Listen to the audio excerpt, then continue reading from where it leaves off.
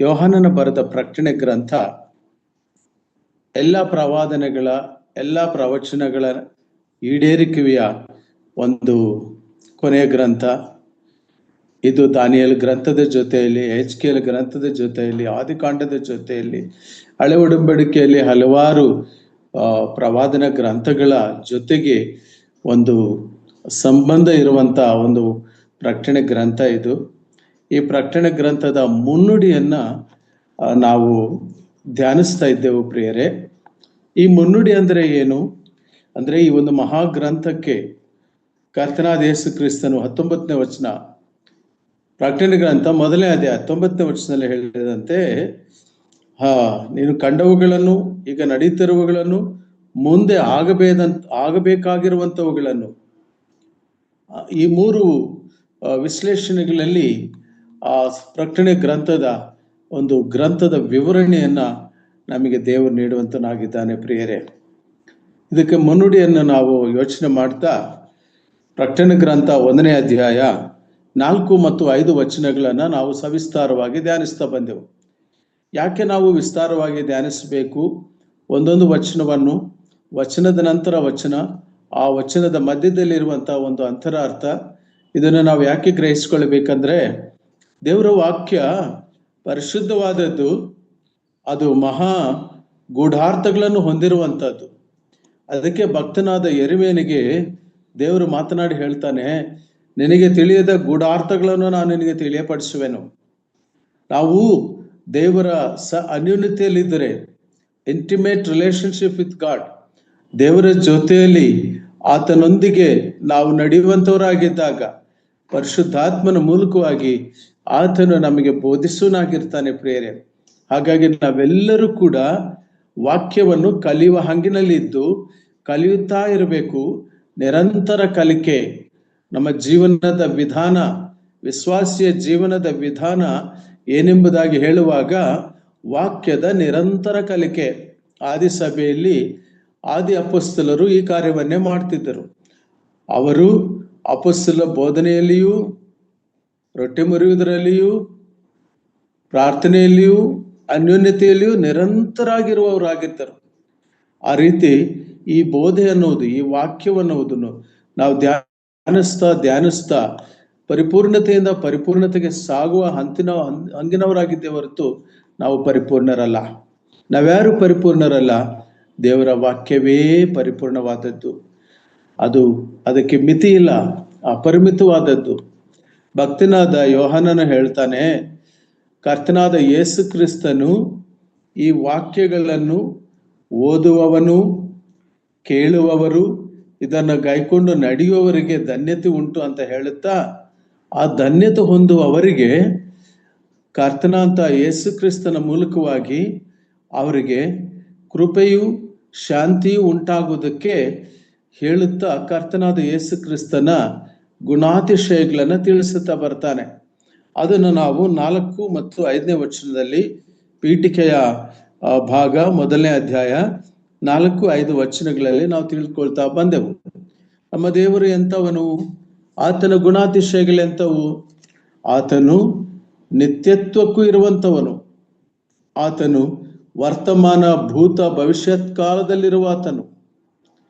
ಸಿಂಹಾಸನಾಧೀಶನು, ಮಹಾರಸನು, ಇಸ್ರಾಯೇಲರ ಸದಮಲ ಸ್ವಾಮಿ, ಇಸ್ರಾಯೇಲರ ಸ್ತೋತ್ರ ಸಿಂಹಾಸನದ ಮೇಲೆ ಆಸೀನನಾಗಿರುವ ಆತನು ಯಾವಾಗಲೂ ನಮ್ಮ ಕರ್ತನಾದ ಯೇಸು ಕ್ರಿಸ್ತನ ಕುರಿತು ಆತನ ಹೇಳುತ್ತಾ, 7 ಆತ್ಮಗಳುಳ್ಳ ನಂಬತಕ್ಕ ಸಾಕ್ಷಿ ಮತ್ತು ಆತನು ಸತ್ತವರೊಳಗಿಂದ ಮೊದಲು ಎದ್ದು ಬಂದವನು ಮತ್ತು ಅಷ್ಟು ಮಾತ್ರ ಅಲ್ಲ, ಆತನು ಭೂರಾಜರ ಒಡೆಯನು.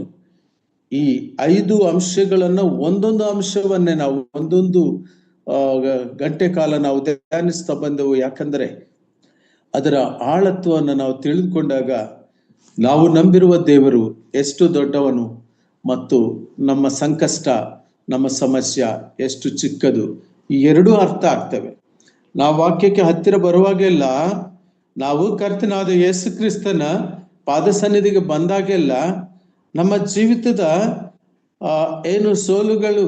ಕಷ್ಟಗಳು, ಸಮಸ್ಯೆಗಳು, ಇಕ್ಕಟ್ಟುಗಳು, ರೋಗ ರುಜಿನಗಳು, ಅಗಲುವಿಕೆ ಇವೆಲ್ಲವೂ ಕೂಡ ಯಹಲೋಕ ಸಂಬಂಧವಾಗಿರುವಂಥವು. ಇವುಗಳಿಂದ ಅತೀತವಾಗಿ ದೇವರು ನಮ್ಮನ್ನು ಕಾಯುವಾತನಾಗಿದ್ದಾನೆ. ಅದಕ್ಕೆ ಒಬ್ಬ ಭಕ್ತನ ಹೇಳ್ತಾನೆ, ಕರ್ತನಾದ ಯೇಸು ಕ್ರಿಸ್ತನಲ್ಲಿ ನಂಬಿಕೆ ಇಟ್ಟಾಗ ನಮಗೆ ಬರುವಂತ ಮನಸ್ಸಾಕ್ಷಿ ಎಂತದಂದ್ರೆ ಒಳ್ಳೆಯ ಮನಸ್ಸಾಕ್ಷಿ. ಪೇತ್ರನ ಈ ಮಾತನ್ನ ಹೇಳ್ತಾನೆ ಮೊದಲನೇ ಪೇತ್ರನ ಪತ್ರಿಕೆಯಲ್ಲಿ. ಇರ್ಲಿ, ನಾನು ಮುಂದಕ್ಕೆ ಹೋಗ್ತೀನಿ. ಪರಿಶುದ್ಧ ಭಾವನೆಗಳು ಅಂತರಂಗ ಅದೆಷ್ಟು ಸುಂದರ ಎಂಬುದಾಗಿ. ಭಾವನೆಗಳು ಪರಿಶುದ್ಧವಾಗಿ ಬರಬೇಕಾದ್ರೆ ಈ ಪರಿಶುದ್ಧ ಗ್ರಂಥ ಸತ್ಯವೇದದಲ್ಲಿ ಅಡಕವಾಗಿರ್ತಕ್ಕಂಥ ತುಂಬಿರುವಂತ ಅನೇಕ ಅಂಶಗಳನ್ನ ಧ್ಯಾನಿಸುವಂತರಾಗಿರ್ತೇವೆ. ಭೂರಾಜರ ಒಡೆಯನು ಮಾತ್ರವಲ್ಲ, ಕೊಲೊಸ್ದವರು ಬರೆದ ಪತ್ರಿಕೆಯಲ್ಲಿ 2ನೇ ಅಧ್ಯಾಯದಲ್ಲಿ ತಿಳಿಸಿರುವಂತೆ ಅದೃಶ್ಯನಾದ ದೇವರ ಪ್ರತಿರೂಪನು, ಸೃಷ್ಟಿಗೆಲ್ಲ ಜ್ಯೇಷ್ಠ ಪುತ್ರ ಸ್ಥಾನ ಹೊಂದಿದವನು, ಸಮಸ್ತಕ್ಕೂ ಆಧಾರ ಸಂಭೂತನು, ಆತನು ಸಭೆ ಎಂಬ ದೇಹಕ್ಕೆ ಶಿರಸ್ಸು. This are the attributes of our Lord Jesus Christ. ನಮ್ಮ ಕರ್ತನಾದ ಯೇಸು ಕ್ರಿಸ್ತನ ಗುಣಾತಿಶಯಗಳು ಇಷ್ಟೆಲ್ಲ ಉಂಟು.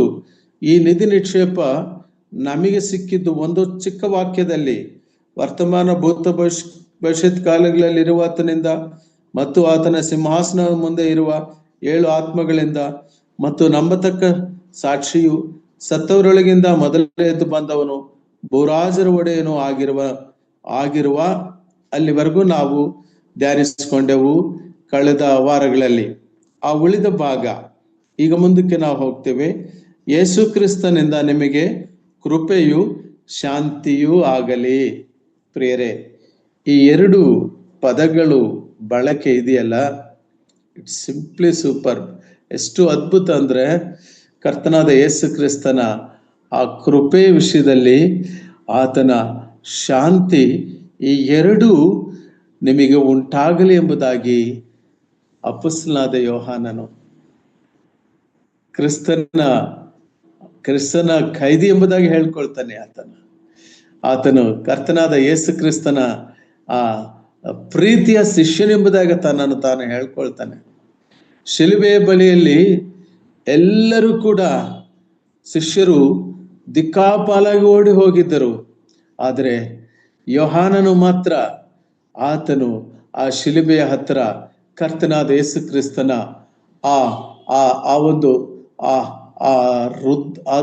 ಒಂದು ರಕ್ತ ತುಂಬಿ ಹೊರಚಿಮ್ಮಿ ಬರುವಂತ ಆ ಭಯಾನಕವಾದ ಶಿಲುಬೆಯ ಆ ರಕ್ತ ತರ್ಪಣೆಯನ್ನ ಕಣ್ಣಾರೆ ದೃಷ್ಟಿಸುವಂತ ಭಕ್ತನಾದ ಯೋಹಾನನು. ಯೋಹಾನ್ ಸುವಾರ್ತೆ 19ನೇ ಅಧ್ಯಾಯ 26ನೇ ವರ್ಷದಲ್ಲಿ ನಾವು ಮಾತನ್ನು ಕಾಣ್ತೇವೆ. ಆಗ ಯೇಸುಸ್ವಾಮಿ ಆ ಪರಿಸ್ಥಿತಿಯಲ್ಲಿ ಕೂಡ ತನ್ನ ತಾಯಿಯ ಜವಾಬ್ದಾರಿಕೆಯನ್ನು ತಾನು ನೆನಪು ಮಾಡಿಕೊಳ್ತಾನೆ. ಅಮ್ಮ, ಈತನು ನಿನ್ನ ಮಗನು. ಯೋಹಾನು, ಆ ತಾಯಿಯನ್ನು ನೀನು ನೋಡ್ಕೊಳ್ಬೇಕು. ಆ ಜವಾಬ್ದಾರಿಕೆಯನ್ನು ವಹಿಸುವಂತದ್ದನ್ನು ನಾವು ಕಾಣ್ತೇವೆ. ಯೋಹಾನನು ಅದೇ ದೃಷ್ಟಿಯಿಂದ ಲಾಸ್ಟ್ ನೋಡಿದ್ದು ಆಗ. ಆಮೇಲೆ ಪುನರುತ್ಥಾನ ಶರೀರದಲ್ಲಿ ಒಮ್ಮೆ ಕಾಣಿಸ್ಕೊಂಡಿದ್ರು. 2ನೇ ಸಾರಿ ತೋಮನಿಗೆ ಸಂದೇಹ ಬಂದಿತ್ತು. ತೋಮನಿಗೆ ಕಾಣಿಸ್ಕೊಳ್ಳೋದಕ್ಕೋಸ್ಕರವಾಗಿ ಬಂದಿದ್ದರು ಕರ್ತನಾದ ಯೇಸು ಕ್ರಿಸ್ತನು. ತೋಮನೇ, ನನ್ನ ಅಂಗೈಯಲ್ಲಿ ಬೆರಳಿಟ್ಟು ನೋಡು ಎಂಬುದಾಗಿ ಕರೆಯುವ ಸ್ಥಿತಿ. ಆದರೆ ನಂತರ ಕರ್ತನಾದ ಯೇಸು ಕ್ರಿಸ್ತನ ಆ ಸಾಕ್ಷಾತ್ಕಾರ ಆಗಿರ್ಲಿಲ್ಲ. ಪತ್ಮೋಸ್ ದ್ವೀಪದಲ್ಲಿ ಆತನಿಗೆ ಕರ್ತನಾದ ಯೇಸು ಕ್ರಿಸ್ತನ ಪ್ರತ್ಯಕ್ಷತೆ, ಆತನ ಮಹಿಮಾ ದರ್ಶನ ಉಂಟಾಗುವಂತ ಸಂದರ್ಭ ಆಗಿತ್ತು. ಪ್ರಿಯರೇ, ಅದನ್ನ ವಿವರಿಸುವುದಕ್ಕಾಗಿ ಈ ಪ್ರಕಟಣೆ ಗ್ರಂಥವನ್ನ ಆಗಿರುವಂತಹ ಸಂಗತಿಗಳು, 7 ಸಭೆಗಳಿಗೆ ಸಂದೇಶಗಳು, ಪರಲೋಕದಲ್ಲೇ ನಡೆಯುವ ಸಂಗತಿಗಳು ಮತ್ತು ಆ 3.5 ವರ್ಷ ಸಂಕಟ ಕಾಲ, 3.5 ವರ್ಷ ಮಹಾ ಸಂಕಟ ಕಾಲ, ಅದಾದ ಮೇಲೆ ನ್ಯಾಯ ತೀರ್ಪು, ಹರ್ಮಗೆದೋನ್ ಯುದ್ಧ, ಹೊಸ ಭೂಮಿ ಆಕಾಶ, ಹೊಸ ಮಂಡಲ, 1000 ವರ್ಷದ ಆಳ್ವಿಕೆ, ಇವೆಲ್ಲ ನಡೆಯುವಂತ ಸಂಗತಿಗಳು. ಒಬ್ಬರು ಕೇಳುವರು, ಒಂದು ವೇಳೆ ಕೇಳ್ತಾರೆ, ಅಯ್ಯ, ಈಗ ಇಸ್ರಾಯೇಲರಿಗೋಸ್ಕರ ಬರೆದಿರೋದು, ಸಂಕಟ ಕಾಲದಲ್ಲಿ, ಮಹಾಸಂಕಟ ಕಾಲದಲ್ಲಿ ನಾವು ಇರುವುದಿಲ್ಲವಲ್ಲ, ಆದರೆ ನಾವು ಯಾಕೆ ಇದನ್ನ ಅಧ್ಯಯನ ಮಾಡಬೇಕು? ಪ್ರಿಯರೇ, ನಾವು ಅಧ್ಯಯನ ಮಾಡಬೇಕಾದ ಅವಶ್ಯಕತೆ ಇದೆ. ಯಾಕಂದ್ರೆ ಈ ಪ್ರಕಟಣೆ ಗ್ರಂಥದುದ್ದಕ್ಕೂ ದೇವರು ಉಪಯೋಗಿಸುವಂತ ಒಂದು ಮಾತು, ಕಿವಿಯುಳ್ಳವನು ಕೇಳಲಿ. ಒಂದು. ಎರಡನೇದಾಗಿ ಎಲ್ಲಾ ಸಭೆಗಳಿಗೂ ತಿಳಿಯಲಿ. ಸಭೆಗಳೆಲ್ಲರನ್ನು ಕೂಡ ಉತ್ತೇಜನ ಪಡಿಸುವಂತ ಮಾತುಗಳನ್ನು ನಾವಿಲ್ಲಿ ಕಾಣ್ತೇವೆ. ಇಷ್ಟಕ್ಕೂ ಹಳೆ ಒಡಂಬಡಿಕೆಯಲ್ಲಿ ಬಹುತೇಕ ಇಸ್ರಾಯೇಲರ ವಿಷಯದಲ್ಲೇ ಬರೆಯಲ್ಪಟ್ಟಿದ್ದು. ಆದರೂ ಕೂಡ ಆತನು ತನ್ನ ಸ್ವರಕ್ತವನ್ನು ಕೊಟ್ಟು ಸಂಪಾದಿಸಿಕೊಂಡು ಕರ್ತನು ನಮಗೋಸ್ಕರವಾಗಿ ಕೂಡ ಆತನು ಕ್ರೂಜಿನಲ್ಲಿ ಯಜ್ಞವಾಗಿ ಎಲ್ಲರನ್ನೂ ಕೂಡ ಆತನು ಕರೆದವನು. ಎಲೆಯ ಹೊರ ಹೊತ್ತವರೇ, ಕಷ್ಟಪಡುವವರೇ, ನೀವೆಲ್ಲರೂ ನನ್ನ ಬಳಿಗೆ ಬನ್ನಿರಿ ಎಂಬುದಾಗಿ ಕರ್ತನು ಕರೆಯನಾಗಿದ್ದಾನೆ. ಬನ್ನಿ, ಇವತ್ತಿನ ನಮ್ಮ ಧ್ಯಾನಾಂಶದಲ್ಲಿ ಕೃಪೆಯ ಪ್ರಾಮುಖ್ಯತೆಯನ್ನು ತಿಳ್ಕೊಳ್ಳೋಣ. ಕೃಪೆ ಅಂದರೆ ಏನು? ಯಾವ ಅರ್ಥದಲ್ಲಿ ಯೋಹಾನನು ಈ ಪದಗಳನ್ನು ಉಪಯೋಗಿಸಿ ಯೇಸು ಕ್ರಿಸ್ತನಿಂದ ನಿಮಗೆ ಕೃಪೆಯೂ ಶಾಂತಿಯೂ ಆಗಲಿ ಎಂಬುದಾಗಿ ಹೇಳಿದ್ದಾನೆ. ಶಾಂತಿಯನ್ನು ಕುರಿತು ನಮ್ಮೆಲ್ಲರಿಗೂ ಗೊತ್ತಿದೆ. ಈ ಸಂದೇಶ ಹೊಸದೇನಲ್ಲ. ಇದಕ್ಕಿಂತ ಉತ್ತಮವಾದ ರೀತಿಯಲ್ಲಿ ಸಂದೇಶ ಕೇಳಿಸ್ಕೊಂಡಿರ್ತೇವೆ. ಆದರೆ ಈ ಪ್ಯಾರಾಗ್ರಾಫಿನ ಮುಕ್ತಾಯ ಬಹಳ ಚೆನ್ನಾಗಿ ಬರೆದಿದ್ದಾನೆ ಯೋಹಾನ. ಅಂದ್ರೆ ಬರಹಗಾರ ನಮ್ಮ ಕರ್ತನಾದ ಯೇಸು ಕ್ರಿಸ್ತನು ತಾನೇ, ದೇವರು ತಾನೇ ಈ ಗ್ರಂಥಕರ್ತ. ಆದರೆ ದೇವರು ಯೋಹಾನನನ್ನ ಸಾಧನವನ್ನಾಗಿ ಮಾಡಿಕೊಂಡು ಈ ಮಾತುಗಳನ್ನು ಬರೆಸ್ತಾ ಇದ್ದಾಗ ಈ 4-5 ವಚನಗಳು ಒಂದು ಪ್ಯಾರಾಗ್ರಾಫ್ ತರ, 5 ವಚನದ ಮಧ್ಯಭಾಗವೇ ಒಂದು ಪ್ಯಾರಾಗ್ರಾಫ್ ತರ ಇಲ್ಲಿ ಬರೆಯಲ್ಪಟ್ಟು, ಇಲ್ಲಿ ಕೊನೆಯಲ್ಲಿ ಆತನು ಎಂಥವನಾಗಿರುವ ಈ 5 ಲಕ್ಷಣಗಳಿರುವಂತಹ ಯೇಸು ಕ್ರಿಸ್ತನಿಂದ ನಿಮಗೆ ಕೃಪೆಯು ಶಾಂತಿಯೂ ಆಗಲಿ. ಕೃಪೆ ಬಹಳ ದೊಡ್ಡ ಪದ. ಅದು ಅಕ್ಷರಗಳು 2 ಆದರೂ ಅದರ ಅರ್ಥ ಅಪಾರವಾಗಿದೆ. ಅದು ದೇವರು ಇಷ್ಟಪಡುವಂತಹದ್ದು. ಅದಕ್ಕೆ ಕೀರ್ತನೆಗಾರನು ಒಂದು ಮಾತನ್ನು ಹೇಳ್ತಾನೆ. ಕೃಪೆಯ ಪ್ರಾಧಾನ್ಯತೆ ಏನೆಂಬುದು ಹಳೆಯ ಒಡಂಬಡಿಕೆಯಲ್ಲಿ ನಾವು ನೋಡುವಾಗ ಕೀರ್ತನೆ 147 10ನೇ ವಚನವನ್ನ ನಾವು ಓದಿಕೊಂಡು ನಮ್ಮ ಧ್ಯಾನವನ್ನ ಮುಂದುವರಿಸೋಣ. ಕೀರ್ತನೆ 147 10ನೇ ವಚನ.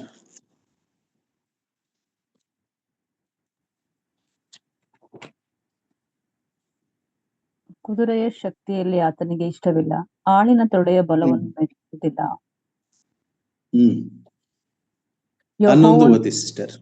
ಯೆಹೋವನು ಆನಂದಿಸುವುದು ತನ್ನ ಕೃಪೆಯನ್ನು ನಿರೀಕ್ಷಿಸುವ ಭಕ್ತರಲ್ಲೇ. ಸಾಕು ಸಿಸ್ಟರ್, ಥ್ಯಾಂಕ್ ಯು.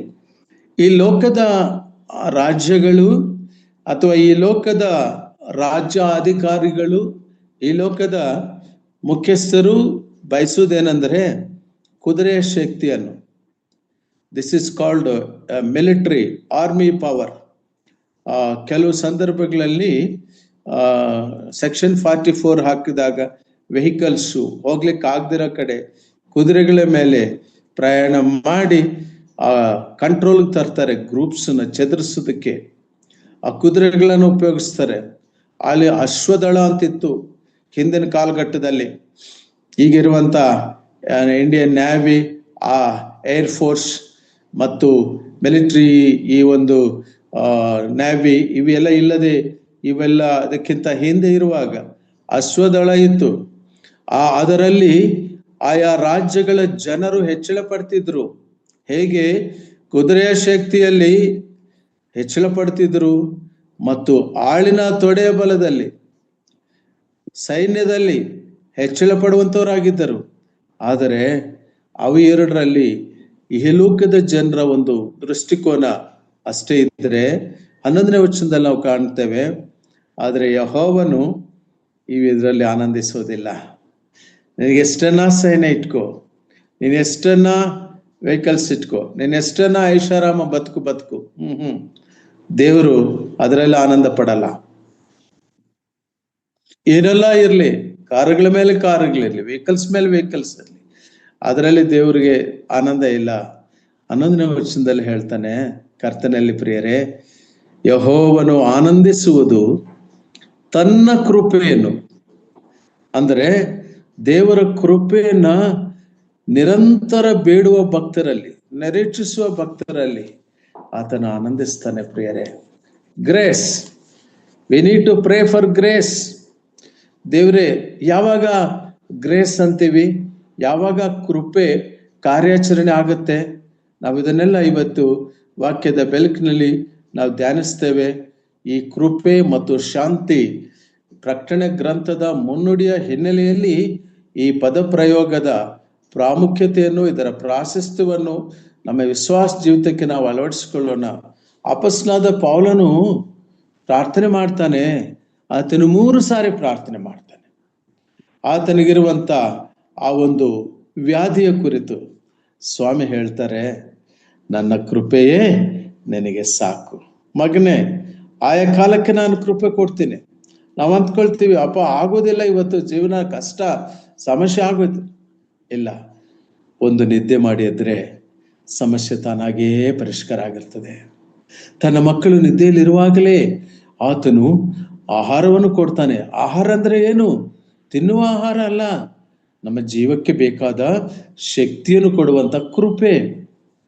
ಮತ್ತೊಂದು ದಿನಕ್ಕೆ ನಾವು ದಾಟಿದಾಗ ಆತನ ಕೃಪೆ ನೆನಪು ಮಾಡ್ಕೊಳ್ತೇವೆ. ಆತನ ಕೃಪೆಗಾಗಿ ನಾವು ಸ್ತೋತ್ರ ಸಲ್ಲಿಸುವಂತರಾಗಿರ್ತೇವೆ. ಪ್ರಿಯರೇ, ಈ ಕೃಪೆ ಎಂಬ ಪದವನ್ನ ಹೊಸ ಒಡಂಬಡಿಕೆಯಲ್ಲಿ ಹೇರಳವಾಗಿ ಉಪಯೋಗಿಸಿದ್ದಾರೆ. ಆದರೆ ನಾನು ಹೆಚ್ಚು ಸಮಯ ತಗೊಳ್ಳಲ್ಲ. 6 ವಚನಗಳನ್ನು ಕೃಪೆಯ ಪ್ರಾಮುಖ್ಯತೆಯನ್ನು ಕುರಿತು ಅರ್ಥ ಮಾಡಿಕೊಳ್ಳಿಕ್ಕಾಗಿ, 6 ವಚನಗಳನ್ನು ಶಾಂತಿಯ ಪ್ರಾಮುಖ್ಯತೆಯನ್ನು ಕುರಿತು ಅರ್ಥ ಮಾಡ್ಕೊಳ್ಳೋದಕ್ಕಾಗಿ ಒಂದೊಂದು ವಚನವನ್ನು ನಾವು ಓದಿಕೊಂಡು ಆ ಯೋಹಾನನು ಬಯಸಿರುವಂತ ಆ ಕೃಪೆ, ಆ ಶಾಂತಿ ನಾವು ಹೊಂದುವಂತ ಪ್ರಯತ್ನವನ್ನು ಮಾಡೋಣ. ಈ ಸಂದರ್ಭದಲ್ಲಿ ಯೋಹಾನ ಬರೆದ ಸುವಾರ್ಥ 1ನೇ ಅಧ್ಯಾಯ 17ನೇ ವಚನದಲ್ಲಿ ನಾವು ಒಂದು ಸಂಗತಿ ಕಾಣ್ತೇವೆ. ಏನಂದ್ರೆ, ಮೋಶೆ ಧರ್ಮಶಾಸ್ತ್ರವನ್ನು ತಗೊಂಡು ಬರ್ತಾನೆ.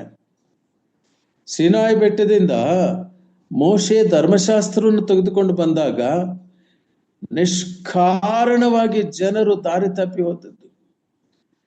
What is mean by idol worship? ವಿಗ್ರಹಾರಾಧನೆ ಅಂದ್ರೆ ಏನು? ಒಂದು ಕಾಣುವ ವಿಗ್ರಹವನ್ನು ಇಟ್ಕೊಂಡು ಆರಾಧಿಸುವುದು ಮಾತ್ರವೇ ಅಲ್ಲ, ದೇವರನ್ನ ಮರೆತು ಬಿಡುವುದೇ ವಿಗ್ರಹ. ದೇವರು ಏನಾಗದರೋ ಗೊತ್ತಿಲ್ಲ. ನಮ್ಮ ನಡೆಸಿರುವ ಮೋಶೆ ಎಲ್ಲಿ ಹೋದನೋ ಗೊತ್ತಿಲ್ಲ. ಈ ಅರಿಕೆ ಇಲ್ಲದಿರುವಾಗ್ಲೇನೆ ಅವರಿಗೆ ಯೋಚನೆ ಬಂದಿದ್ದು ಇಸ್ರಾಯೇಲರಿಗೆ. ಅದರಿಂದ ಧರ್ಮಶಾಸ್ತ್ರವನ್ನು ದೇವರು ಇಸ್ರಾಯೇಲರಿಗೋಸ್ಕರವಾಗಿ ಕೊಟ್ಟಿದ್ದಾನೆ. ಪ್ರಿಯರೇ, ಆಗ ಧರ್ಮಶಾಸ್ತ್ರವು ಇಸ್ರಾಯೇಲರಿಗಾಗಿ ಕೊಡಲ್ಪಟ್ಟಿದ್ದರೆ, ನಮ್ಮ ಕರ್ತನಾದ ಯೇಸು ಕ್ರಿಸ್ತನು ಕೃಪೆಯನ್ನು ತಂದಿರೋನಾಗಿರ್ತಾನೆ. ದಯಮಾಡಿ ನೋಡ್ರಿ, ಯೋಹಾನ ಸುವಾರ್ಥ 1ನೇ ಅಧ್ಯಾಯ 17ನೇ ವಚನವನ್ನು ನಾವು ಓದಿಕೊಳ್ಳೋಣ. ಯೋಹಾನನ ಸುವಾರ್ತೆ ಓದಿ ಸಿಸ್ಟರ್. ಮೋಶೆ ಮುಖಾಂತರ ಕೊಡಲ್ಪಟ್ಟಿತು, ಕೃಪೆಯು ಸತ್ಯವು ಯೇಸು ಕ್ರಿಸ್ತನ ಮುಖಾಂತರ ಬಂದವು. ನಾವೆಲ್ಲರೂ ಆತನ ಒಳಗಿಂದ ಕೃಪೆಯ ಮೇಲೆ ಕೃಪೆಯನ್ನು ಹೊಂದಿದೆವು. ದೇವರನ್ನು ಯಾರೂ ಎಂದೂ ಕಂಡಿಲ್ಲ. ಯಾವನು ಏಕಪುತ್ರನು ಸ್ವತಃ ದೇವರು ಆಗಿದ್ದು ತಂದೆಯ ಎದೆಯಲ್ಲಿದ್ದಾನೋ ಆತನೇ ತಿಳಿಯಪಡಿಸಿದ್ದು. ಸಾಕು ಸಿಸ್ಟರ್, ಥ್ಯಾಂಕ್ ಯು. ಧರ್ಮಶಾಸ್ತ್ರವು ಮೋಶೆ ಮುಖಾಂತರ ಬಂತು, ಆದರೆ ಕರ್ತನಾದ ಯೇಸು ಕ್ರಿಸ್ತನ ಮೂಲಕವಾಗಿ ನಮಗೆ ಕೃಪೆ ಮೇಲೆ ಕೃಪೆ, ಅತಿ ಹೆಚ್ಚಾದ ಕೃಪೆ ಕರ್ತನ ನಮಗೆ ಅನುಗ್ರಹಿಸಿದ್ದಾನೆ. ಪ್ರಿಯರೇ, ಆತನು ಅದಕ್ಕೆ ಭಕ್ತನಾದ ದಾವೀದನು ಹೇಳುತ್ತಾನೆ, ನಮ್ಮ ಪಾಪಗಳೇ ಸರಿಯಾಗಿ ಆತನು ನಮ್ಮನ್ನು ದಂಡಿಸಲಿಲ್ಲ. ಆತನು ತಂದೆಯು ಮಕ್ಕಳನ್ನು ಕನಿಕರಿಸುವ ದೇವರಾಗಿದ್ದಾನೆ. ಆ ಕೃಪೆಯ ರುಚಿ ಆತನು ಆಗಲೇ ಕಂಡಂತವನಾಗಿ ಕೃಪೆಯುಳ್ಳ ದೇವರು. ಆದರೆ ನಾವು ಮುಂದಿನ ಸಂಗತಿಗಳಲ್ಲಿ ನೋಡ್ತಾ ಬರ್ತೇವೆ, ಆ ಕೃಪೆ ಕರ್ತನ ಅಂತ ಯೇಸು ಕ್ರಿಸ್ತನು ಈ ಲೋಕಕ್ಕೆ ತರೋದಕ್ಕೋಸ್ಕರವಾಗಿ ಆತನು ತಾನೇ ಗಣನೆಗೆ ಬಾರದವರಾದ ನಮ್ಮನ್ನು, ಮಣ್ಣಿನ ಹುಳದಂತೆ ಇರುವ ನಮ್ಮನ್ನು, ಅಶಕ್ತರಾಗಿರುವಂತ ನಮ್ಮನ್ನು, ಅನರ್ಹರಾಗಿರುವಂತ ನಮ್ಮನ್ನು, ಅಪಾತ್ರರಾಗಿರುವಂತ ನಮ್ಮನ್ನು ಆತನು ಪ್ರೀತಿ ಮಾಡಿ ಯಲೋಕಕ್ಕೆ ಬಂದನು. ಪ್ರಿಯರೇ, ಕರ್ತನಾದ ಯೇಸು ಕ್ರಿಸ್ತನ ದೈವತ್ವದ ಮಹತ್ವ ಏನಂದ್ರೆ, ಆತನು ದೇವರಾಗಿದ್ದಾಗ್ಯೂ, ಆತನು ಸರ್ವ ಸೃಷ್ಟಿಗೆ ಆದಿ ಸಂಭೂತನಾಗಿದ್ದಾಗ್ಯೂ, ಆತನು ಹೇಗೆ ತನ್ನನ್ನು ತಾನು ಸಾಮಾನ್ಯ ಮಾನವನಂತೆ, ಶಾಪಗ್ರಸ್ತವಾದವನಂತೆ. ಆ ಶಾಪವು ನಮ್ಮದಾಗಬೇಕಾಗಿತ್ತು, ನಾವು ಶಾಪಗ್ರಸ್ತರು. ಆತನು ನೀತಿವಂತನು, ಆತನು ಸತ್ಪುರುಷನು. ಪಿಲಾತನ ಹೆಂಡತಿ ಆ ದಿನದಲ್ಲಿ ಮತ್ತಾಯನ ಸುವಾರ್ತೆ 27 ಕಾಣ್ತೇವೆ. ಪಿಲಾತನ ಬಳಿಯಲ್ಲಿ ಒಬ್ಬ ಸೇವಕನ ಮುಖಾಂತರವಾಗಿ ಹೇಳಿ ಕಳಿಸ್ತಾಳೆ, ಈ ಹಿಂದಿನ ರಾತ್ರಿಯಲ್ಲಿ ಕರ್ತನಾದ ಯೇಸು ಕ್ರಿಸ್ತನ ವಿಷಯದಲ್ಲಿ ನಾನು ಬಹಳ ಕಳವಳ ಪಟ್ಟಿದ್ದೇನೆ. ಆ ಸತ್ಪುರುಷನ ಗೊಡವೆಗೆ ನೀನು ಹೋಗಬೇಡ. It is revealed that Lord Jesus Christ is the only righteous person on the earth. ಆತನೊಬ್ಬನೇ ಸತ್ಪುರುಷನು, ಆತನೊಬ್ಬನೇ ನೀತಿವಂತನು.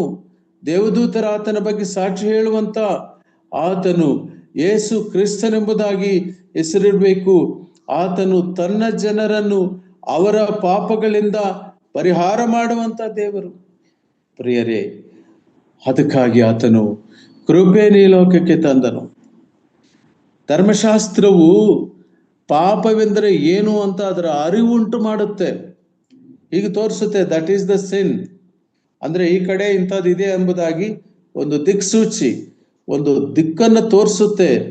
ಆದರೆ ಆ ಪಾಪದ ಪರಿಹಾರ ಆದದ್ದು. ದಯಮಾಡಿ ನೋಡ್ರಿ, ರೋಮಾಪುರದವರು ಬರೆದ ಪತ್ರಕ್ಕೆ 3ನೇ ಅಧ್ಯಾಯ 20ರಿಂದ 24 ವಚನಗಳಲ್ಲಿ ನಾವು ಈ ಧರ್ಮಶಾಸ್ತ್ರದ್ದು ಮತ್ತು ಕೃಪೆಗೂ ಇರುವ ವ್ಯತ್ಯಾಸದ ಮೂಲಕ ಕೃಪೆಯ ಪ್ರಾಮುಖ್ಯತೆನ ಹೆಚ್ಚಾಗಿ ಅರ್ಥ ಮಾಡ್ಕೊಳ್ಳೋಣ. ತಾವೆಲ್ಲರೂ ಅನೇಕರು ಸೇವಕರಿದ್ದೀರಿ, ವಾಕ್ಯವನ್ನು ನನಗಿಂತ ಬಹಳ ಚೆನ್ನಾಗಿ ವಿಂಗಡಣೆ ಮಾಡಿ ಹೇಳ್ತೀರಿ.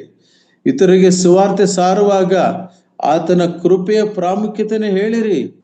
ಆತನು ಎಂಥ ಕೃಪಾಮಯನು, ಕೃಪೆಯುಳ್ಳವರಿಗೆ ಆತನು ಕೃಪಾಮಯನು, ಎಂಥ ಕರುಣಾಮಯನು. ದಯಮಾಡಿ ಓದಿ ಸಿಸ್ಟರ್, ರೋಮಾಪುರ 3ನೇ ಅಧ್ಯಾಯ 20ರಿಂದ 24 ವಚನ.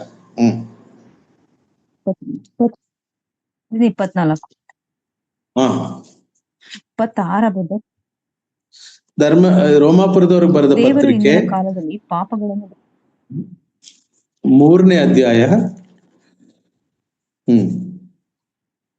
ಯಾಕೆಂದರೆ ಯಾವನಾದರೂ ನೇಮನಿಷ್ಠೆಗಳನ್ನು ಅನುಸರಿಸಿ ದೇವರ ಸನ್ನಿಧಿಯಲ್ಲಿ ನೀತಿವಂತನಿಂದ ನಿರ್ಣಯಿಸಲ್ಪಡುವುದಿಲ್ಲ. ಧರ್ಮಶಾಸ್ತ್ರದಿಂದ ಪಾಪದ ಹರಿವು ಉಂಟಾಗುತ್ತದಷ್ಟೇ. ಓದಿ ಸಿಸ್ಟರ್.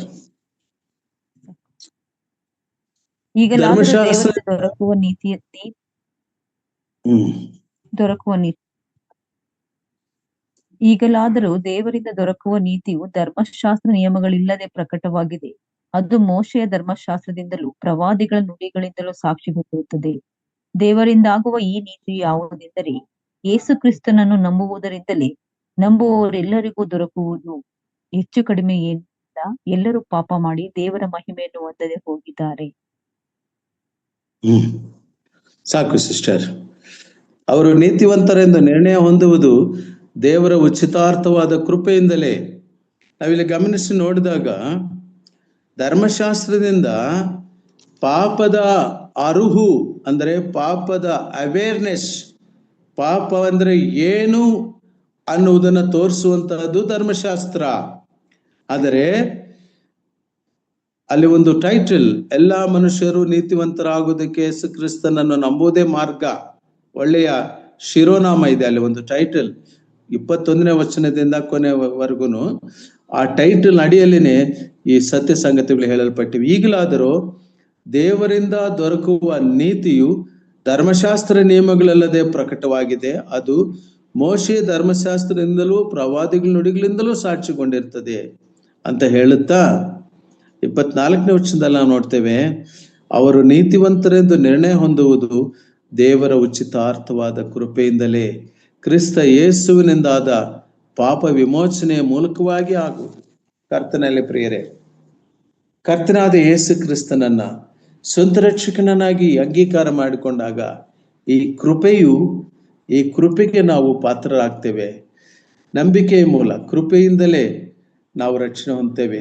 ಮಾರ್ಟಿನ್ ಲೂಥರ್ ಈ ವಿಷಯವನ್ನು ಸೋಲಾ ಗ್ರಾಷಿಯಾ ಎಂಬುದಾಗಿ ಹೇಳ್ತಾನೆ. ಕೃಪೆಯಿಂದಲೇ ನಾವು ರಕ್ಷಣೆ ಹೊಂದಿದ್ದೇವೆ. ಕೃಪೆ ಇಲ್ಲ ಅಂದ್ರೆ ನಮ್ಮ ಪುಣ್ಯ ಕ್ರಿಯೆಗಳಿಂದಾಗಲಿ, ನಮ್ಮ ನೀತಿ ಕ್ರಿಯೆಗಳಿಂದಾಗಲಿ, ನಾವು ಸ್ವಂತ ಕ್ರಿಯೆಗಳಿಂದಾಗಲಿ, ನಾವು ರಕ್ಷಣೆಯನ್ನು ಹಿಡ್ಕೊಂಡಿರೋದ್ರಿಂದ ಆಗಲಿ ಅಲ್ಲ. ಉಚಿತಾರ್ಥವಾದ ಕೃಪೆಯಿಂದಲೇ ನಾವು ರಕ್ಷಣೆ ಹೊಂದಿದ್ದೇವೆ. ನಮ್ಮ ಪಂಥದವರಲ್ಲ, ಬೇರೆ ಪಂಥದವರು, ಅವರು ನಮ್ಮ ಸಹೋದರರೇ, ಅವರು ನಮ್ಮ ಹಾಗೆ ವಿಶ್ವಾಸಿಗಳೇ. ಆದ್ರೆ ಅವರು ವಾಕ್ಯವನ್ನು ಅರ್ಥ ಮಾಡಿಕೊಳ್ಳೋ ರೀತಿಯಲ್ಲಿ ನಂಬಿಕೆಗೆ ಅಥವಾ ರಕ್ಷಣೆಗೆ 7 ಮೆಟ್ಲುಗಳು ಅಂತ ಹೇಳ್ತಾರೆ. ಅಂದ್ರೆ ಅವರೇನು ರಕ್ಷಣೆಯನ್ನ ನಾವು ಹಿಡ್ಕೊಳ್ಳಬೇಕೆಂದ ಅಲ್ಲ, ಕೃಪೆಯಿಂದಲೇ ನಾವು ರಕ್ಷಣೆ ಹೊಂದಿದ್ದೇವೆ. ಪುಣ್ಯಕ್ರಿಯೆಗಳು ಮಾಡಿದ್ರಿಂದ ಅಲ್ಲ, ಪಾಪ ಪರಿಹಾರ ಪತ್ರಗಳನ್ನು ಕೊಂಡುಕೊಂಡಿರೋದ್ರಿಂದ ಅಲ್ಲ, ಅಥವಾ ಪೋಪತ್ರ ಬಿಷಪ್ ಹತ್ರ ಪ್ರಾರ್ಥನೆ ಮಾಡಿಸ್ಕೊಂಡಿರೋದ್ರಿಂದ ಅಲ್ಲ. ಅಲ್ಲಿ ಅರ್ಥ ಮಾಡ್ಕೊಳ್ಬೇಕಾದೇನಂದ್ರೆ, ವಾಕ್ಯವನ್ನ ಸರಿಯಾಗಿ ನಾವು ವಿಂಗಡಣೆ ಮಾಡಿ ತಿಳ್ಕೊಂಡಾಗ ಉಚಿತಾರ್ಥವಾದ ಕೃಪೆಯಿಂದಲೇ ಉಚಿತವಾಗಿ ಹೊಂದಿದ್ದೇವೆ, ನಾವು ಉಚಿತವಾಗಿ ಕೊಡ್ತೇವೆ. ಉಚಿತಾರ್ಥವಾದ ಕೃಪೆಯಿಂದಲೇ ನಾವು ರಕ್ಷಣೆ ಹೊಂದಿದಂಥವರಾಗಿರ್ತೇವೆ. ಧರ್ಮಶಾಸ್ತ್ರವು ಪಾಪವು ಏನೆಂದು ಸೂಚಿಸಿದ್ರೆ, ಕೃಪೆಯು ಪಾಪಿಯನ್ನು ರಕ್ಷಿಸುತ್ತದೆ. ಇಷ್ಟೇ, ದಟ್ ಈಸ್ ದ ಮೀನಿಂಗ್. ಅಷ್ಟು ನೆನ್ಪಿಟ್ಕೊಂಡಿರಿ. ಮುಂದಕ್ಕೆ ಹೋಗೋಣ, ನಮ್ಮ ಸಮಯ ಇನ್ನು ಕಮ್ಮಿ ಇದೆ. ರೋಮಾಪುರ 5ನೇ ಅಧ್ಯಾಯ 20-21 ವಚನದಲ್ಲಿ ಕೃಪೆ ಬಗ್ಗೆ ಒಂದು ಒಳ್ಳೆಯ ವಿಶ್ಲೇಷಣೆ ಇದೆ, ಅದನ್ನು ನಾವು ತಿಳ್ಕೊಳ್ಳೋಣ. ಅಪರಾಧಗಳು ಹೆಚ್ಚಾಗಿ ಓದಿ ಸಿಸ್ಟರ್. ಅಪರಾಧಗಳು ಹೆಚ್ಚಾಗಿ ಕಂಡು ಬರುವ ಹಾಗೆ ಧರ್ಮಶಾಸ್ತ್ರವು ಮಧ್ಯೆ ಬಂತು, ಆದರೆ ಪಾಪವು ಹೆಚ್ಚೆ ಕೃಪೆಯು ಎಷ್ಟೋ ಹೆಚ್ಚಾಗಿ ಪ್ರಬಲವಾಯಿತು. ಹೀಗೆ ಸಾಕು ಸಿಸ್ಟರ್, ಸಾಕು, ಇಲ್ಲಿಗೆ ನಿಲ್ಸೋಣ ನಾವು. ಧರ್ಮಶಾಸ್ತ್ರವು ಮಧ್ಯೆ ಬಂದಿದ್ದು ಹೇಗೆ? ಯಾಕೆ? ಅಪರಾಧಗಳು ಆ ಕಾಲದಲ್ಲಿ ಹೆಚ್ಚಾಗ್ತಾ ಇದ್ವು, ಅದಕ್ಕೋಸ್ಕರ ಕಠಿಣವಾದ ಧರ್ಮಶಾಸ್ತ್ರ ಬೇಕಾಗಿತ್ತು. That was the need of the hour. ಆ ಕಾಲಘಟ್ಟದಲ್ಲಿ ಅದು ಪಾಪವನ್ನು ಸೂಚಿಸ್ತಿತ್ತು. ಅಪರಾಧಗಳು ಹೆಚ್ಚಾಗಿ ಕಂಡು ಬರೋದ್ರಿಂದ ಧರ್ಮಶಾಸ್ತ್ರವು ಮಧ್ಯೆ ಬಂದಿತ್ತದು. ಆದರೆ ಕೃಪೆಯು ಎಷ್ಟೋ ಹೆಚ್ಚಾಗಿ, ಪಾಪವು ಹೆಚ್ಚಿದಲ್ಲಿ ಕೃಪೆಯು ಎಷ್ಟೋ ಹೆಚ್ಚಾಗಿ ಪ್ರಬಲವಾಯಿತು. ಹೀಗೆ ಆ ಕೃಪೆಯ ಮೂಲಕ ನಾವು ರಕ್ಷಣೆ ಹೊಂದಿರುವಂತವರಾಗಿರ್ತೇವೆ. 6ನೇ ಅಧ್ಯಾಯದ 1ನೇ ವಚನದಲ್ಲಿನೇ ಹಾಗಂತೇಳಿ ಕೃಪೆ ಹೆಚ್ಚಾಗಿದೆ ಅಂತ ನಾವು ಹೆಚ್ಚು ಪಾಪವನ್ನು ಮಾಡ್ತಿರ್ಬೇಕಾ? ಹಾಗಲ್ಲ, ಕೃಪೆಯಿಂದಲೇ ನಾವು ರಕ್ಷಣೆ ಹೊಂದಿದ್ದೇವೆ, ಆದರೆ ಆತನ ಕೃಪೆಯಲ್ಲಿ ನಾವು ಬೆಳೀತಾ ಹೋಗ್ಬೇಕು. ಇದು ನಂತರದ ಸಬ್ಜೆಕ್ಟ್. ಈಗ ನಾವು ಮುಂದಕ್ಕೆ ಹೋಗೋಣ. ರೋಮಾಪುರ 6ನೇ ಅಧ್ಯಾಯ 14ನೇ ವಚನ ಕೂಡ ಒಮ್ಮೆ ಓದಿಕೊಳ್ಳೋಣ. 6:14. ಏಕೆಂದರೆ ಪಾಪವು ನಿಮ್ಮ ಮೇಲೆ ಅಧಿಕಾರ ನಡೆಸದು, ನೀವು ಧರ್ಮಶಾಸ್ತ್ರಕ್ಕೆ ಅಧೀನರಲ್ಲ, ಕೃಪೆಗೆ ಅಧೀನರಾಗಿದ್ದೀರಷ್ಟೇ. Thank you sister, thank you. ತುಂಬಾ ಚೆನ್ನಾಗಿ ಅರ್ಥ ಮಾಡ್ಕೊಂಡಿದ್ದೀರಿ. ಡಿಯರ್ ಬ್ರದರ್ಸ್ ಅಂಡ್ ಸಿಸ್ಟರ್ಸ್, ಈ ವಾಕ್ಯಗಳನ್ನ ನೋಟ್ ಮಾಡ್ಕೊಂಡಿರಿ. ಈ ವಾಕ್ಯಗಳ ಮೂಲಕ ನಾವು ಕೃಪೆಯಿಂದ ರಕ್ಷಣೆ ಹೊಂದಿದವರಾಗಿದ್ದೇವೆ. ದ ನ್ಯೂ ಟೆಸ್ಟಮೆಂಟಲ್ ಟ್ರೂತ್ಸ್, ಹೊಸ ಒಡಂಬಡಿಕೆಯ ಸತ್ಯಗಳನ್ನ ನಾವು ಅರಿತಂತವರಾಗಿ, ನಮ್ಮ ರಕ್ಷಣೆಯು ಶಾಶ್ವತ, ಸ್ಯಾಲ್ವೇಷನ್ ವಿಲ್ ನಾಟ್ ಗೋ. ಆದರೆ ರಕ್ಷಣೆ ಹೊಂದಿದ್ರು ಕ್ರಮ ತಪ್ಪಿ ಹೋಗ್ತಿದ್ರೆ ಅದಕ್ಕೆ ದಂಡನೆ ಉಂಟು. ಅವರು ಬಿಡಲ್ಪಡುವುದಿಲ್ಲ. ಆದರೆ ನ್ಯಾಯ ತೀರ್ಪು ನಮ್ಮ ಮನೆಯಿಂದಲೇ ಪ್ರಾರಂಭ ಆಗ್ತದೆ. ದೇವರು ಆ ದಿನದಲ್ಲಿ ನಾಚಿಕೆಗೀಡಾಗುವಂತ ಸ್ಥಿತಿ ಆಗ್ತದೆ. ಆದ್ದರಿಂದ ನಾವಿಲ್ಲಿ ಗಮನಿಸುವುದೇನೆಂದ್ರೆ, ಪಾಪವು ನಿಮ್ಮ ಮೇಲೆ ಅಧಿಕಾರ ನಡೆಸದು.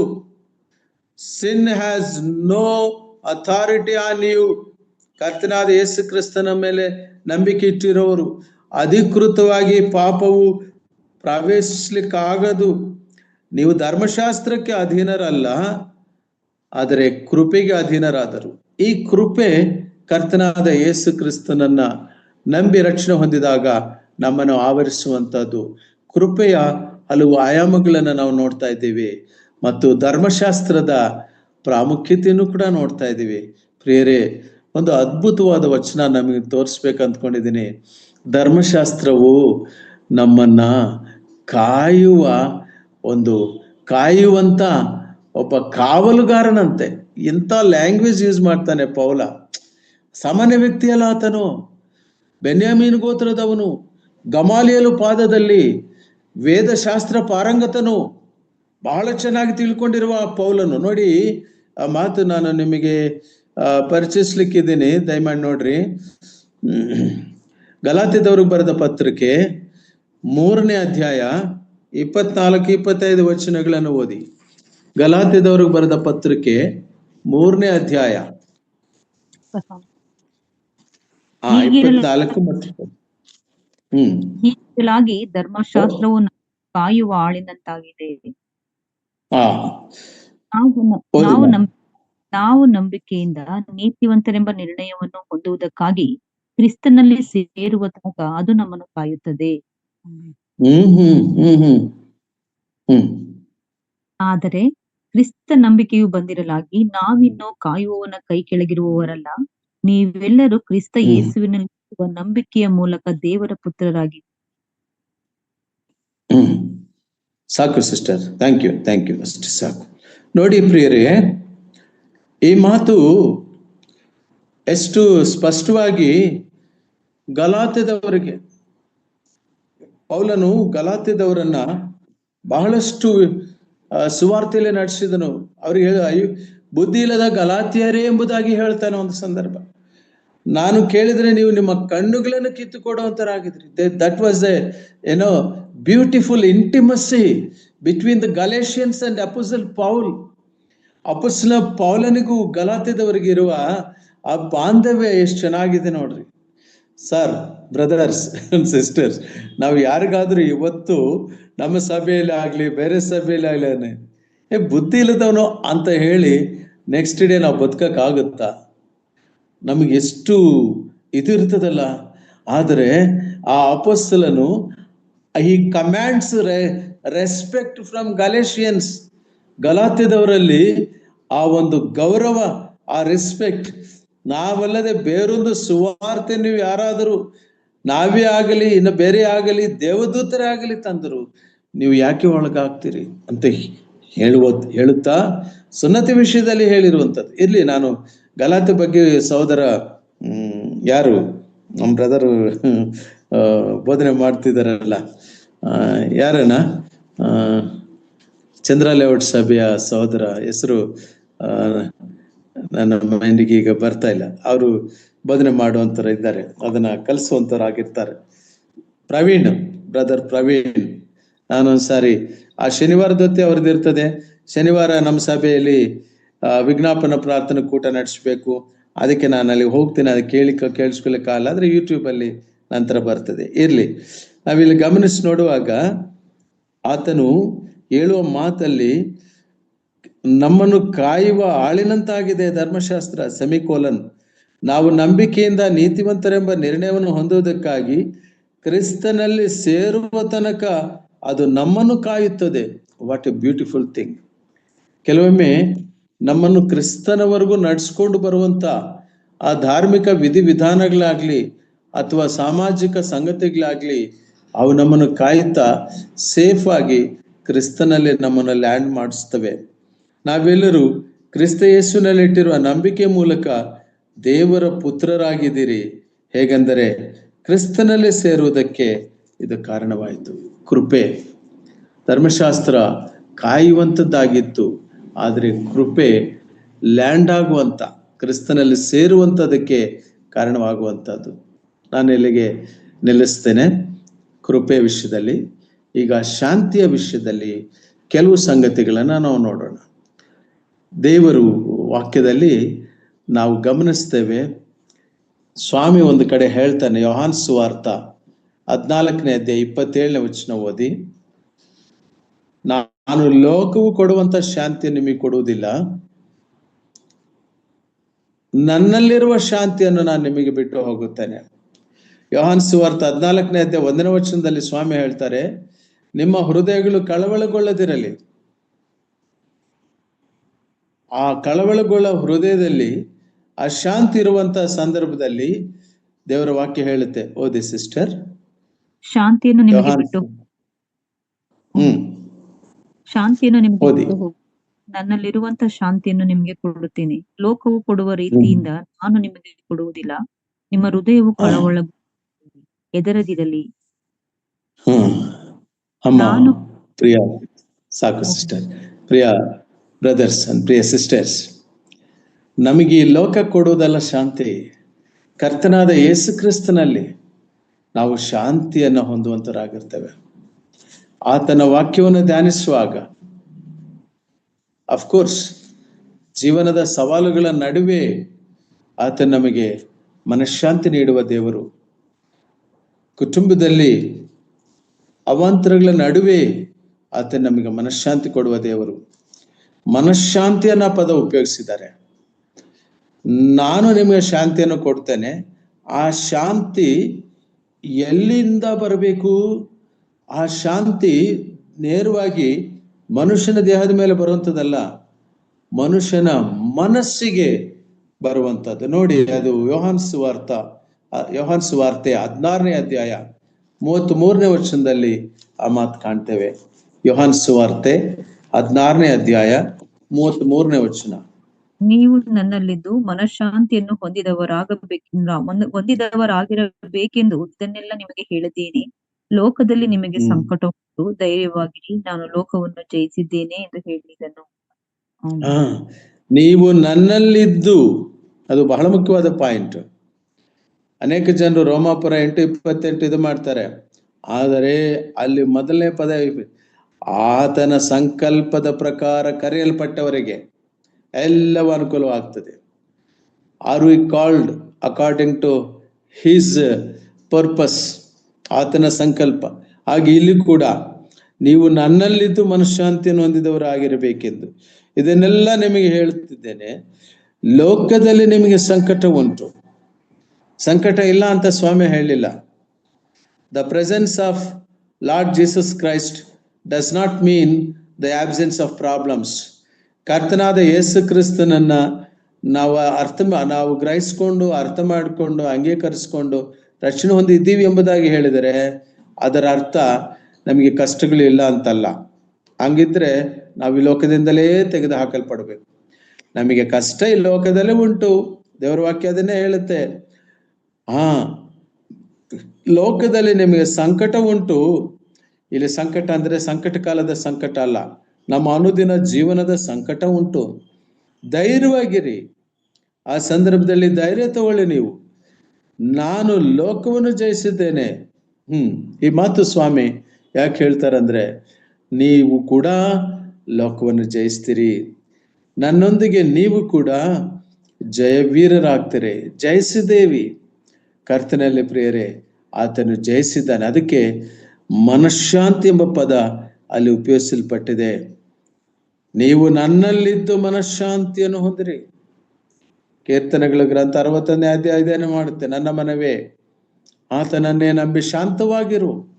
ಈ ಶಾಂತ ಗುಣ ಬಹಳ ಸುಲಭವಾಗಿ ಬರುವಂಥದ್ದಲ್ಲ ಪ್ರಿಯರೇ.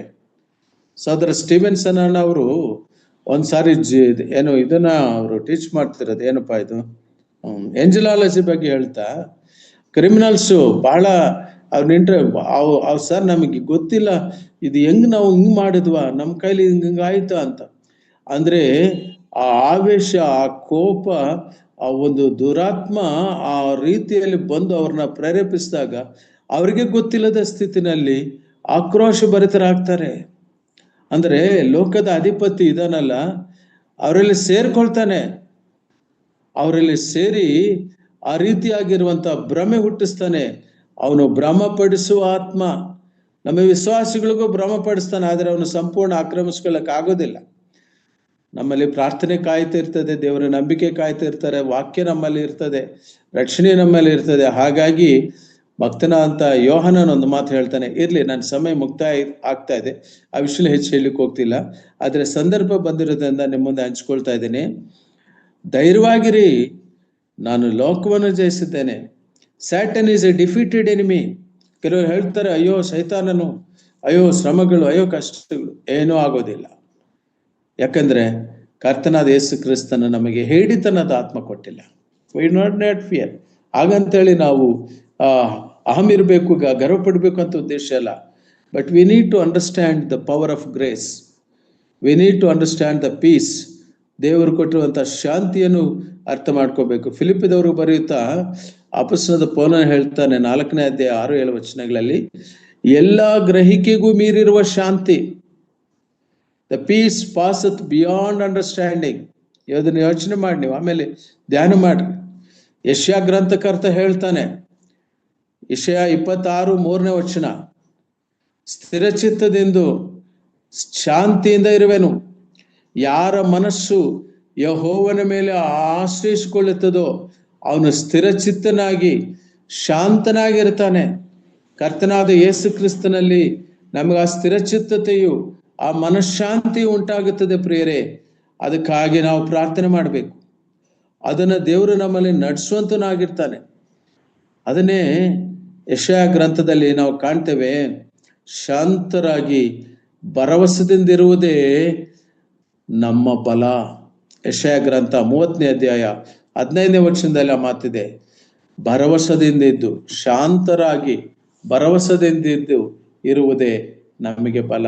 ಆದ್ದರಿಂದ ನಮ್ಮ ಅನುದಿನ ಜೀವನದಲ್ಲಿ ಬರುವಂತಹ ಎಲ್ಲ ಸಮಸ್ಯೆಗಳಲ್ಲಿ ಅಥವಾ ಸಂಕಟಗಳಲ್ಲಿ ನಾವು ಕುಗ್ಗಿ ಹೋಗದೆ, ಕುಂದಿ ಹೋಗದೆ, ನಾವು ಕೃಪೆಯು ಶಾಂತಿಯು ನಿಮಗುಂಟಾಗಲಿ ಎಂಬುದಾಗಿ ಯಾವ ರೀತಿ ಯೋಹಾನನು ಹಾರೈಸಿದ್ದಾನೋ ಆ ಕೃಪೆಯಲ್ಲಿಯೂ ಆ ಮನಃಶಾಂತಿಯಲ್ಲಿಯೂ ನಮ್ಮ ವಿಶ್ವಾಸ ಜೀವನವನ್ನ ನಾವು ಮುಂದಕ್ಕೆ ಸಾಗಿಸುವ ಹಾಗೆ ದೇವರಾತ್ಮನು ತಾನೇ ನಮಗೆ ಸಹಾಯ ಮಾಡಲಿ.